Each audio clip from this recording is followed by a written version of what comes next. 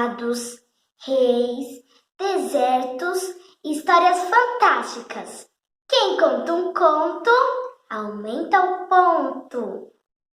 Olá, pessoal! Meu nome é Ana Cláudia e eu sou professora de artes da MFG no Dartor. E nós, professores de artes, preparamos contações de histórias para vocês. Nós iremos fazer, cada um, uma contação de história baseada em algum conto, crônica, poema ou texto da Marina Colaçante. A Marina Colaçante é uma escritora que nasceu em 1938, na Etiópia. Depois ela morou 11 anos na Itália e desde então ela vive no Brasil. E a sua escrita é muito vasta. Ela tem contos específicos para criança, contos de amor, contos voltados para a condição da mulher na sociedade que a gente vive, enfim, várias coisas. E a partir das suas histórias, ela faz a gente refletir sobre as nossas relações e sobre a nossa existência na nossa vida. Bom, eu espero que vocês se divirtam. Estão preparados para começar? Eu vou começar com um conto que se chama A Moça Tecelã e depois a gente vai seguir nessa aventura por essa linha das narrativas da Marina. Tá certo? Bom, então vamos lá, se preparem, vamos começar. A Moça Tecelã. Quando ainda estava escuro, ela já se levantava, sentava-se na frente do seu tear e começava a tecer o dia. Se estava um dia cinza, logo ela pegava seus fios dourados e tecia um sol bem ensolarado. Quando ela estava com fome, ela ia tecendo, até que fazia algum alimento. Ela estava se sentindo um pouco triste. Ela também continuava tecendo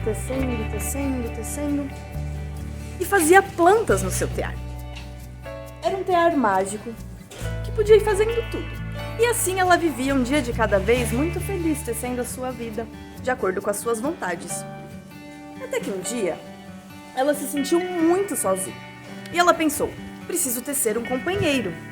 E aí ela foi fazendo, tecendo, pegou tecidos e foi construindo um homem para lhe fazer companhia. Quando ela terminou de construir esse homem do jeito que ela queria, a campainha tocou. Ela não precisava nem olhar para saber que era ele. O homem que ela tinha tecido. E durante alguns dias, eles foram muito felizes na casa. Até que o homem percebeu o poder mágico do seu tempo. E aí falou, mulher, então quero que você teça para a gente uma bela casa. E lá foi ela, tecer, sentou no seu tear, preparou muito e teceu uma casa para eles. Mas aí, de repente, nada mais era suficiente para o homem. Ele queria, mulher, me teça moedas. Mulher, me teça cavalos. Mulher, quero um castelo. E lá ia ela, dia após dia, tecendo. Quando ela terminou o castelo, ele falou, agora eu quero que você teça uma torre bem alta e bem distante e afastada de tudo. E lá foi ela, e teceu tudo. E o que ele fez? Prendeu ela nessa torre. E continuava mandando. Agora me teça isso, agora me teça aquilo. E assim ela foi tecendo. E passava os dias tecendo todas as vontades desse homem. E de repente ela não tecia mais o dia, e não tecia mais as noites, e não tecia mais os pássaros, nem plantas, nem alimentos, só as vontades e a ganância desse homem. Até que ela percebeu que estava amarrada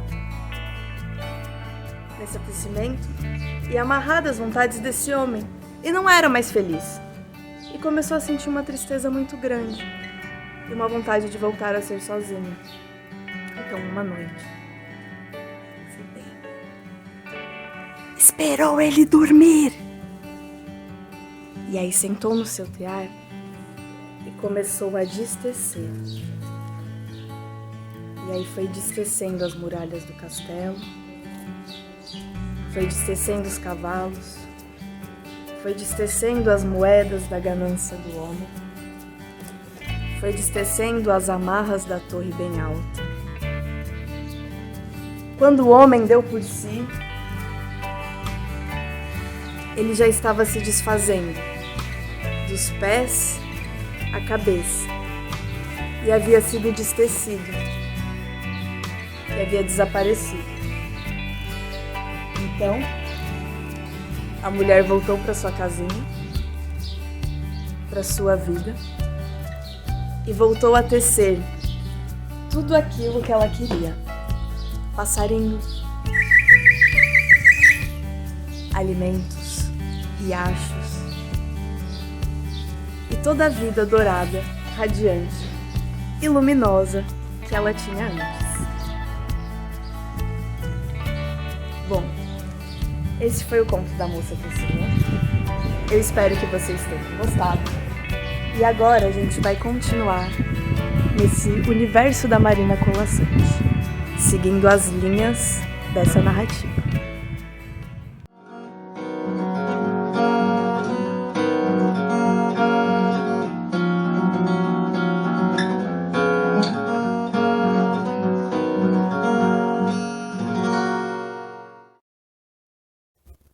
Ia a filha muda guiando o pai cego, quando, depois de muito caminhar, chegaram ao deserto.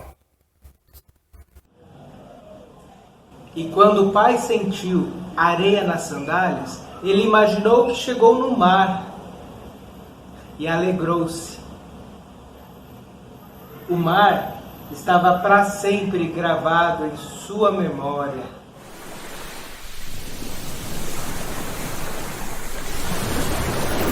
O pai contou à menina como podiam ser altas as ondas e obedientes ao vento, e como, coroadas de espuma, faziam e desfaziam seu penteado. O mar, contou ainda, ocupa nossos olhos por inteiro, e se o vemos nascer, o fim nós não vemos. O mar sempre se move e sempre está parado. O mar, à noite, veste-se de lua. O mar pareceu 2 vezes belo à menina, pelo que era e pelas palavras do pai. A menina, que nunca tinha visto o mar, olhou à sua frente e viu as altas dunas, e chamou-as ondas no seu coração. Elas obedeciam ao vento e no alto entregavam-lhe seus cabelos para que os desmanchassem com dedos ligeiros. Sentaram-se os dois, e o pai olhava no escuro o mar que guardava na memória. A filha, deixando que o mar de luz sem fim ocupasse todo o espaço do seu olhar. Parado diante dela, ainda assim se movia, e quando a noite chegou, vestiu o cetim que a lua lhe entregara. Dormiram ali, os dois, pai e filha, deitados na areia, sonhando com o que haviam visto.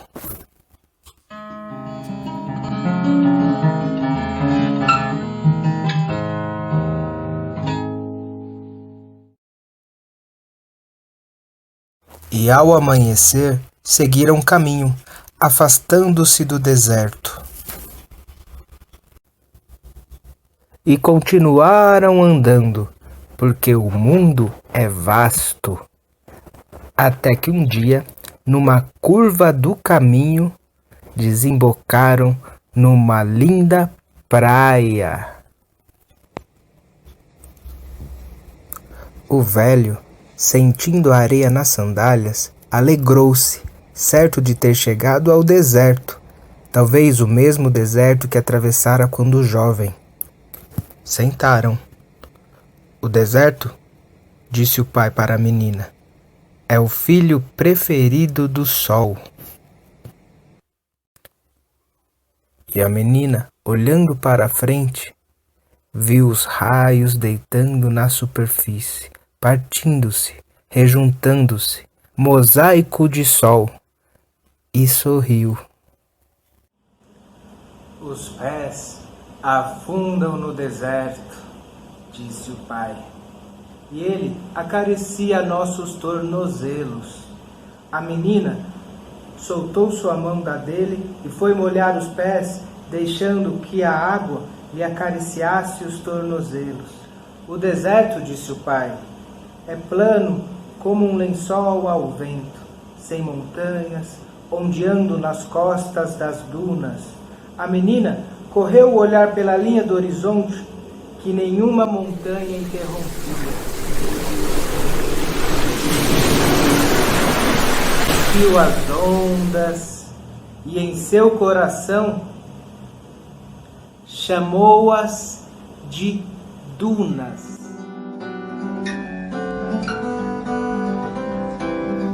No deserto, disse o pai à filha, tentando explicar o mundo sobre o qual não podia fazer perguntas.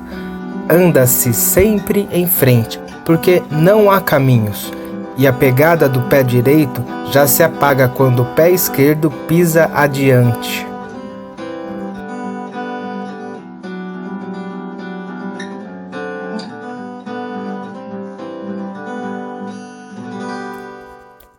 Levantaram-se, caminhando, e porque o velho pisava seguro no deserto de sua lembrança, e porque a menina pisava tranquila no deserto que lhe havia sido entregue pelo pai, seguiram adiante, serenos, por cima da água que lhes acolhia os pés, acarinhando os tornozelos, enquanto as suas pegadas se apagavam no caminho inexistente.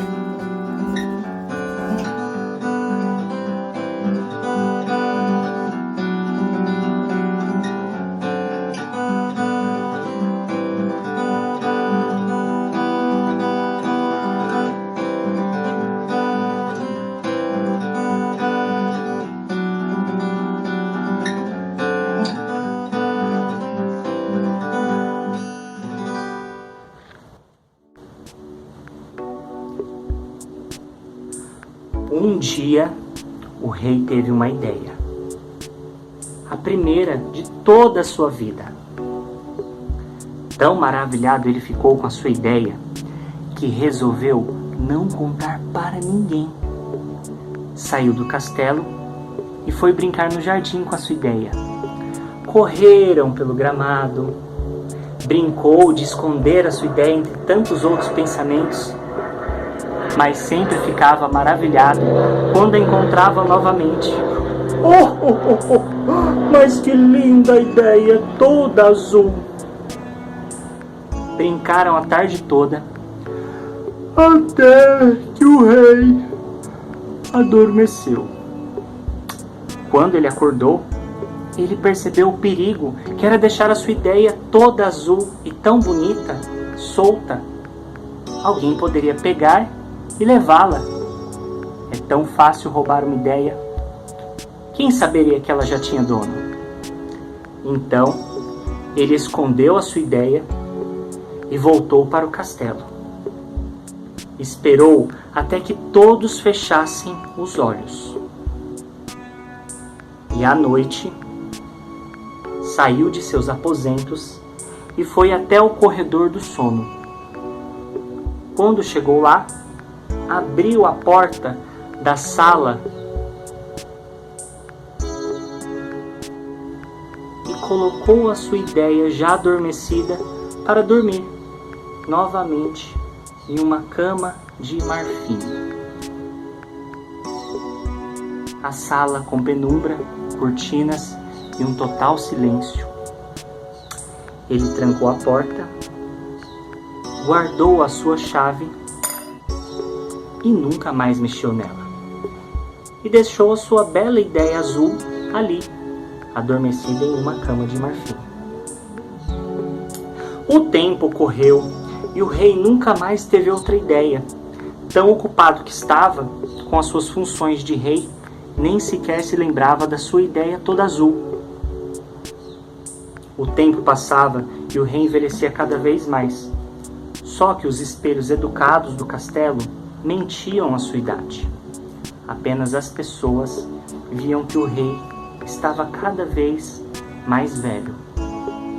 Quando todos os cabelos já estavam brancos, as pessoas decidiram tirar o rei das suas funções. Assim ele poderia descansar. Ninguém mais se ocupa de mim. Ninguém mais olha para mim. Agora eu vou poder ficar com a minha ideia toda azul só para mim, pensou o rei. E voltou até a sala do sono. Abriu a porta, entrou,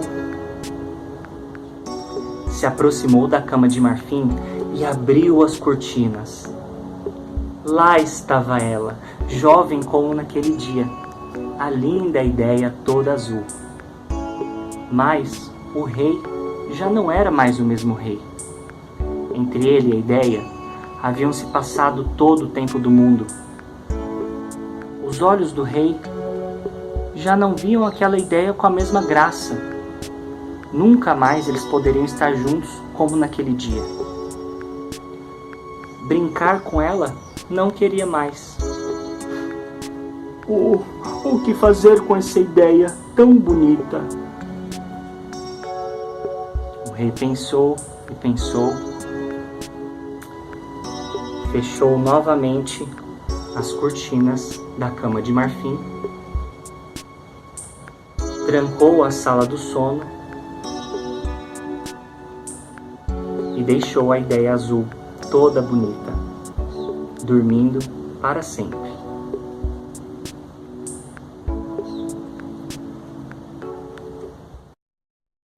Vocês sabiam que o teatro pode ser apresentado em diferentes formatos? Pode ser peças de teatro, leituras dramáticas e poéticas, entre outros. Convido vocês a apreciarem as histórias da escritora Marina Colasanti, de um jeito diferente. Então vamos lá? Antes de virar gigante, no tempo de eu menina, os corredores eram longos, as mesas altas, as camas enormes. A colher não cabia na minha boca, e a tigela da sopa era sempre mais funda do que a fome. No tempo de eu menina, só gigantes moravam lá em casa, menos meu irmão e eu, que éramos gente grande, vinda de Lilliput. No rumo do sal, o rio, que nem criança, corre, corre e não se cansa, pula pedra, passa ponte, vai no plano e desce o monte. E para enfeitar o caminho, se enrosca em redemoinho. Tanto entusiasmo não é de se espantar. Essa água doce é como se fosse a infância do mar. Preciso que um barco atravesse o mar lá longe, para sair dessa cadeira, para esquecer esse computador, e ter os olhos de sal, boca de peixe, e o vento frio batendo nas escamas. Preciso que a proa atravesse a carne cá dentro, para andar sobre as águas, deitar nas ilhas e olhar de longe esse prédio, essa sala, essa mulher sentada diante do computador que bebe a branca luz eletrônica e pensa no mar. Eu sei, mas não devia. Eu sei que a gente se acostuma, mas não devia. A gente se acostuma a morar em apartamentos de fundos e não ter outra vista a não ser das janelas ao redor. E porque não tem vista, a gente se acostuma a não olhar para fora. E porque não olha para fora, a gente se acostuma a não abrir as cortinas de todo. E porque não abre as cortinas, logo se acostuma a acender mais cedo a luz. E à medida que se acostuma, esquece o sol, esquece o ar, esquece a amplidão. A gente se acostuma a acordar de manhã sobressaltado, porque está na hora. A tomar o café correndo, porque está atrasado. A ler o jornal no ônibus, porque não pode perder o tempo da viagem. A comer sanduíche, porque não dá para almoçar. A sair do trabalho porque já é noite, a cochilar no ônibus porque está cansado, a deitar cedo e dormir pesado sem ter vivido o dia. A gente se acostuma a abrir o jornal e a ler sobre a guerra. E aceitando a guerra, aceita os mortos e que haja número para os mortos. E aceitando os números para os mortos, não aceita não acreditar nas negociações de paz. E não acreditando nas negociações de paz, aceita ler todo dia sobre a morte, sobre os números e sobre a longa duração. A gente se acostuma a esperar o dia inteiro e ouvir no telefone: hoje não posso ir. A sorrir para as pessoas sem receber um sorriso de volta. A ser ignorado quando a gente mais precisava ser visto. A gente se acostuma a pagar por tudo o que deseja e o que necessita, e a lutar para ganhar mais dinheiro com que pagar, e a ganhar menos do que precisa, e a fazer fila para pagar, e a pagar mais do que as coisas valem, e a saber que pagará cada vez mais, e a procurar mais trabalho para ganhar mais dinheiro, para ter com que pagar nas filas em que se cobra. A gente se acostuma a andar na rua e ver cartazes, a abrir as revistas e ver anúncios, a ligar a televisão e assistir a comerciais, a ir ao cinema e engolir publicidade, a ser instigado, conduzido, lançado na infindável catarata dos produtos. A gente se acostuma à poluição, às salas fechadas de ar-condicionado e cheiro de cigarro, à luz artificial de ligeiro tremor, ao choque que os olhos levam da luz natural, as bactérias da água potável, a contaminação da água do mar, a lenta morte dos rios. Se acostuma a não ouvir passarinho, a não ter galo de madrugada, a temer a hidrofobia dos cães, a não colher fruta do pé, a não ter uma planta. A gente se acostuma a coisas demais para não sofrer. Em doses pequenas, tentando não perceber, vai afastando uma dor aqui, um ressentimento ali, uma revolta acolá. Se o cinema está cheio, a gente senta na primeira fila e torce um pouco o pescoço.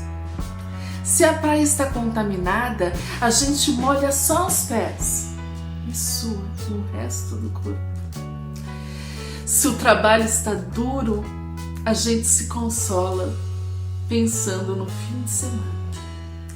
E se no fim de semana não há muito o que fazer, a gente vai dormir cedo e ainda fica satisfeito porque tem sempre sono atrasado.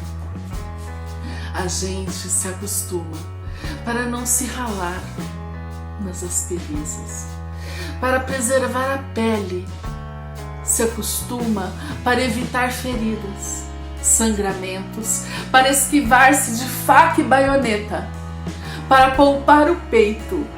A gente se acostuma para poupar a vida, que aos poucos se gasta, e gasta de tanto acostumar, se perde de si mesmo.